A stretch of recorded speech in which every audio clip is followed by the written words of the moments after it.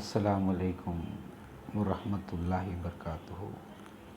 پیارے بچوں، آج ہم مرآت النظیر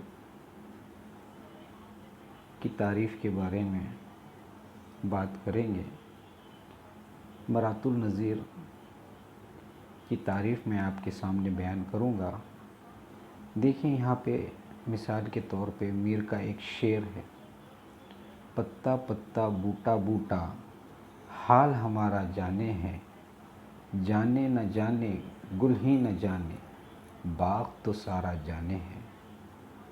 اس شعر میں پتا، بوٹا، گل، باغ کے الفاظ ایک دوسرے سے مناسبت رکھتے ہیں، یعنی ایک لفظ کی مناسبت سے دوسرا لفظ استعمال کیا گیا ہے۔ شعر میں لفظوں کے ایسے استعمال کو مرآت النظیر کہتے ہیں، یعنی مناسبت کی رعایت۔ مناسبت کہتے ہیں ایک دوسرے سے تعلق کے رکھنے کو، جیسے پتے کا تعلق بوٹے سے ہے، گل کا تعلق باغ سے ہے۔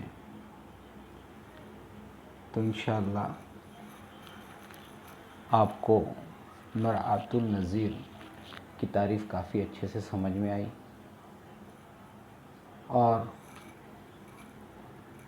آپ ہر شعر میں سے، یعنی جو بھی شعر مرآت النظیر کا ہو، اس میں سے مرآت النظیر والے الفاظ کو پہچان سکتے ہو۔ اللہ حافظ۔